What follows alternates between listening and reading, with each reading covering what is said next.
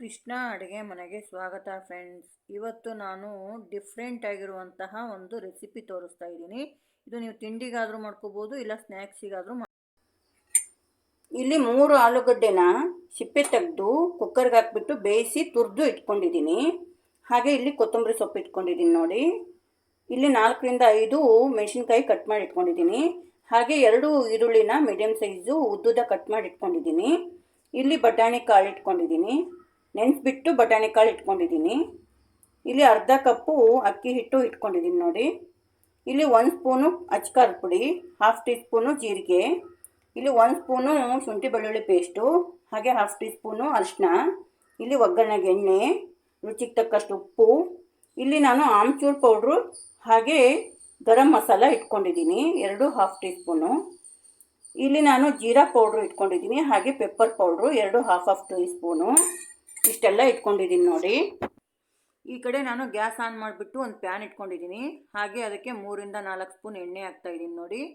ಎಣ್ಣೆ ಕಾಯಬೇಕು. ಒಂದು ಸ್ವಲ್ಪ ಕಾದ ನಂತರ ನಾನು ಈರುಳ್ಳಿ ಹಾಕ್ಕೊತಾ ಇದ್ದೀನಿ ನೋಡಿ. ಈರುಳ್ಳಿ ಹಾಕ್ಕೊತೀನಿ.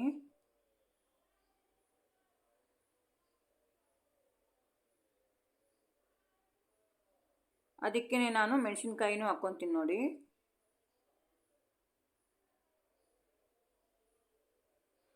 ಎರಡೂ ಸ್ವಲ್ಪ ಸಾಫ್ಟ್ ಆಗೋವರೆಗೂ ಫ್ರೈ ಮಾಡ್ಕೋಬೇಕು.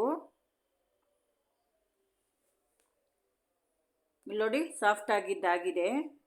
ಇವಾಗ ಇದಕ್ಕೆ ನಾನು ಬೇಯಿಸಿರುವಂಥ ಬಟಾಣಿ ಕಾಳು ಹಾಕ್ಕೊತೀನಿ ನೋಡಿ. ಅದನ್ನು ಸ್ವಲ್ಪ ಫ್ರೈ ಮಾಡ್ಕೋಬೇಕು.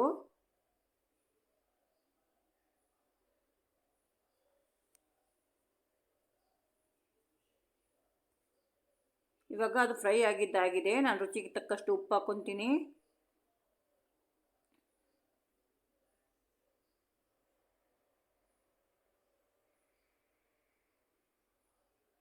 ಇದಕ್ಕೆ ನಾನು ಗರಂ ಮಸಾಲಾನು ಆಮ್ಚೂರ್ ಪೌಡ್ರು ಹಾಕ್ತಾಯಿದ್ದೀನಿ ನೋಡಿ. ಆಮ್ಚೂರ್ ಪೌಡ್ರು ಆಪ್ಷನಲ್ಲು, ನಿಮಗೆ ಬೇಕು ಅನಿಸಿದ್ರೆ ಹಾಕ್ಕೊಳ್ಳಿ, ಹುಳಿ ಅಂಶ ಬೇಕಾದರೆ ಹಾಕ್ಕೊಳ್ಳಿ.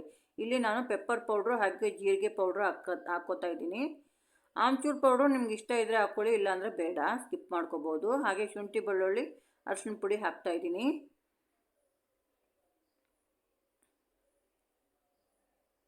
ಎಲ್ಲನೂ ಚೆನ್ನಾಗಿ ಮಿಕ್ಸ್ ಮಾಡ್ಕೊಳ್ಳೋಣ.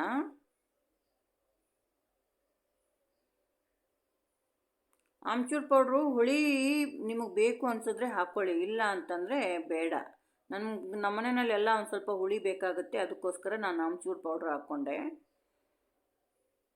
ನೋಡಿ. ಎಲ್ಲ ಚೆನ್ನಾಗಿ ಮಿಕ್ಸ್ ಮಾಡ್ಕೋಬೇಕು. ಇವಾಗ ಮಿಕ್ಸ್ ಆಗಿದ್ದಾಯಿತು. ಲಾಸ್ಟಲ್ಲಿ ನಾನು ಆಲೂಗಡ್ಡೆ ಒಂದು ಸ್ವಲ್ಪ ಹಾಕ್ಕೊತಾ ಇದ್ದೀನಿ. ಬೇಯಿಸಿ ತುರಿದಿಟ್ಕೊಂಡಿರೋಂಥ ಆಲೂಗಡ್ಡೆ ಹಾಕ್ಕೊತೀನಿ. ಇವಾಗ ಇದನ್ನು ಚೆನ್ನಾಗಿ ಮಿಕ್ಸ್ ಮಾಡ್ಕೊಳ್ಳೋಣ.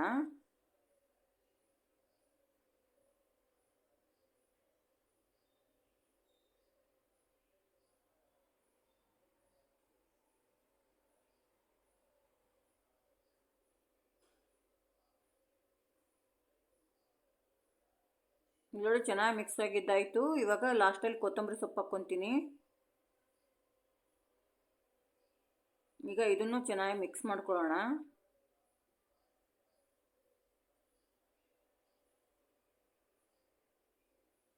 ಈಗ ಅದು ಮಿಕ್ಸ್ ಆಗಿದ್ದಾಯಿತು. ಈ ಕಡೆ ನಾನು ತುರಿದಿಟ್ಕೊಂಡಿರುವಂಥ ಆಲೂಗಡ್ಡೆಗೆ ಮಸಾಲಗಳನ್ನ ಹಾಕ್ಕೊತೀನಿ. ಅಚ್ಕಾರದ ಪುಡಿ ಹಾಗೆ ಜೀರಿಗೆ ಹಾಕ್ಕೊತಾ ಇದ್ದೀನಿ.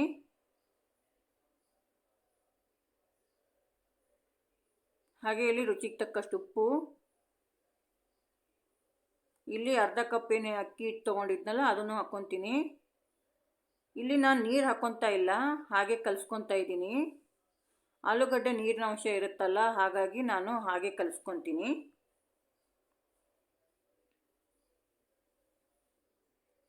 ಇಲ್ಲಿ ನೋಡಿ, ಕಲಸಿದ್ದಾಯಿತು.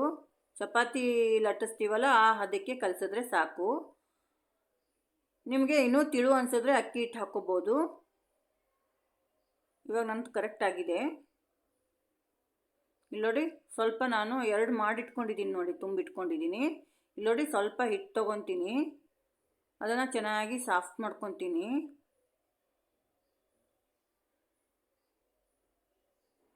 ಸಾಫ್ಟ್ ಮಾಡಿ ಚೆನ್ನಾಗಿ ಉಂಡೆ ಮಾಡಿಕೊಂಡು ಅಗಲ ಮಾಡ್ಕೊತೀನಿ ನೋಡಿ. ಇವಾಗ ನಾವು ಎಷ್ಟು ಅಗಲ ಮಾಡ್ಕೊತೀವೋ ಅಷ್ಟು ಸ್ಟಫಿಂಗ್ ತುಂಬ್ಕೊಳ್ಳೋಕ್ಕೆ ಅನುಕೂಲ ಆಗುತ್ತೆ. ನೋಡಿ ಅಗಲ ಮಾಡ್ಕೊತೀನಿ. ಸೈಡಲ್ಲಿ ಬಿರುಕು ಬಿಡ್ತಾ ಇರುತ್ತೆ, ಅದನ್ನು ನಾವು ಜಾಯಿಂಟ್ ಮಾಡ್ಕೊಂಡು ಅಗಲ ಮಾಡ್ಕೊತೀನಿ. ನಾನಿಲ್ಲಿ ರೌಂಡ್ ಶೇಪ್ ಮಾಡ್ಕೊತಾ ಇದ್ದೀನಿ. ನಿಮಗೆ ಬೇಕಾದರೆ ಯಾವ ಶೇಪ್ ಆದರೂ ಮಾಡ್ಕೋಬೋದು, ಸಿಲಿಂಡರ್ ಶೇಪು ಇಲ್ಲ ನಿಮ್ಗೆ ಯಾವ ಶೇಪ್ ಆದರೂ ಮಾಡ್ಕೋಬೋದು. ಇದು ನಮ್ಗೆ ಜಸ್ಟ್ ಒಂದು ಐಡಿಯಾ. ನೋಡಿ ನಾವು ಎಷ್ಟು ಅಗಲ ಮಾಡ್ಕೊತೀವೋ ಅಷ್ಟು ತುಂಬ್ಕೊಳ್ಳೋಕ್ಕೆ ಈಸಿ ಆಗುತ್ತೆ ಸ್ಟಫಿಂಗ್ದು.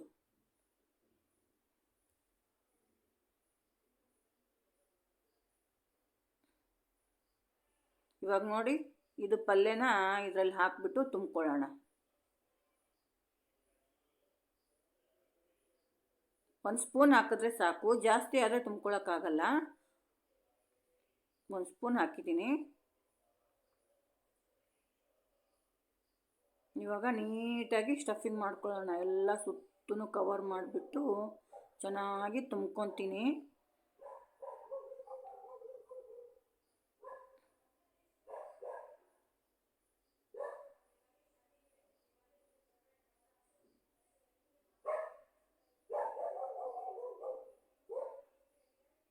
ಇಲ್ಲಿ ನೋಡಿ ತುಂಬಿಬಿಟ್ಟು ಚೆನ್ನಾಗಿ ಎಲ್ಲಾದರೂ ಬಿರುಕು ಬಿಟ್ಟಿದ್ರೆ ಅದನ್ನು ಕವರ್ ಮಾಡ್ಕೋಬೇಕು.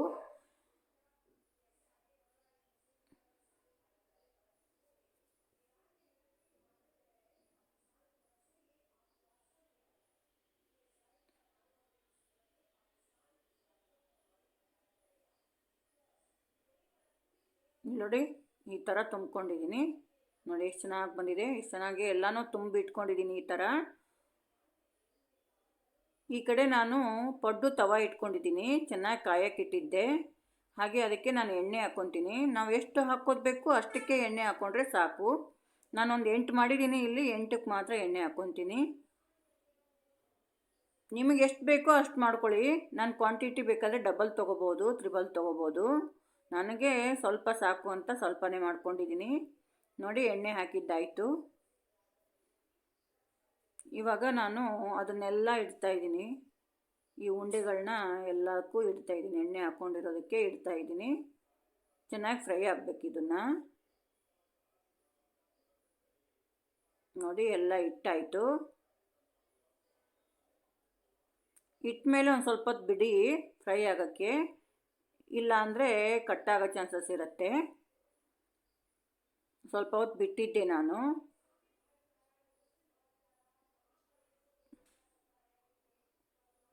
ಇವಾಗ ನೋಡಿ ತಿರುಗಿಸ್ಕೊತೀನಿ. ಎಲ್ಲ ಸೈಡಿಗೂ ತಿರುಗಿಸ್ಕೊಂಡು ಬೇಯಿಸ್ಕೊತೀನಿ. ನಾವು ಹಾಕಿದ ತಕ್ಷಣ ತಿರುಗಿಸಿದ್ರೆ ಆ ಕಡೆ ಈ ಕಡೆ ಕಟ್ಟಾಗುತ್ತೆ, ಹಿಟ್ಟು ಎಲ್ಲ ಮಿಕ್ಸ್ ಆಗುತ್ತೆ. ಸ್ವಲ್ಪ ಹೊತ್ತು ಬಿಟ್ಟು ತಿರುಗಿಸ್ಕೋಬೇಕಾಗತ್ತೆ. ನೋಡಿ ನಿಧಾನಕ್ಕೆ ಹುಷಾರಾಗಿ ತಿರುಗಿಸ್ಕೋಬೇಕು. ನೋಡಿ ಎಲ್ಲ ತಿರುಗಿಸಿದ್ದಾಯಿತು. ಸ್ವಲ್ಪ ಹೊತ್ತು ಬೇಯಲಿ. ನೋಡಿ ಎಷ್ಟು ಚೆನ್ನಾಗಿ ಕಲರ್ ಚೇಂಜ್ ಆಗ್ತಾಯಿದೆ. ಇನ್ನೂ ಫ್ರೈ ಆಗಲಿ. ಮೀಡಿಯಮ್ ಫ್ಲೇಮಲ್ಲೇ ನೀವು ಫ್ರೈ ಮಾಡ್ತಾ ಇರಬೇಕು. ಫ್ಲೇಮ್ ಜೋರಾಗಿತ್ತು ಅಂತಂದರೆ ಒಳಗಡೆ ಎಲ್ಲ ಹಸಿಯಾಗಿರುತ್ತೆ, ಬೆಂದಿರಲ್ಲ. ನೋಡಿ ಎಷ್ಟು ಚೆನ್ನಾಗಿ ಕಲರ್ ಬರ್ತಾಯಿದೆ. ಕಮ್ಮಿ ಎಣ್ಣೆನಲ್ಲೇ ಮಾಡ್ಕೋಬೋದು. ಕರೆದ್ರೆ ಜಾಸ್ತಿ ಎಣ್ಣೆ ಬೇಕಾಗತ್ತೆ. ಕೆಲವರಿಗೆ ಎಣ್ಣೆ ಪದಾರ್ಥ ಇಷ್ಟ ಆಗಲ್ವಲ್ಲ, ಈ ಥರ ಮಾಡ್ಕೊಂಡು ತಿಂದರೆ ಚೆನ್ನಾಗಿರುತ್ತೆ. ಮಕ್ಕಳಿಗೂ ಬಾಕ್ಸಿಗೂ ಹಾಕಿ ಕೊಟ್ಟು ಕಳಿಸ್ಬೋದು, ಬಾಕ್ಸಿಗೆ ಹಾಕ್ಕೊಡ್ಬೋದು ಮಕ್ಕಳಿಗೂ. ಎಲ್ಲರೂ ಇಷ್ಟಪಟ್ಟು ತಿಂತಾರೆ. ನನ್ನ ರೀತಿಯಲ್ಲಿ ಒಂದು ಸಾರಿ ಟ್ರೈ ಮಾಡಿ ನೋಡಿ. ಇಷ್ಟ ಆದರೆ ಲೈಕ್ ಮಾಡಿ, ಕಮೆಂಟ್ ಮಾಡಿ, ಶೇರ್ ಮಾಡಿ, ಹಾಗೆ ಸಬ್ಸ್ಕ್ರೈಬ್ ಮಾಡಿ. ಬೆಂದಿರೋದೆಲ್ಲ ತೆಕ್ಕೊಂಡಿದ್ದೀನಿ ನೋಡಿ. ಇವಾಗ ನೋಡಿ ಡಿಫ್ರೆಂಟ್ ಆಗಿರುವಂತಹ ರೆಸಿಪಿ ರೆಡಿ.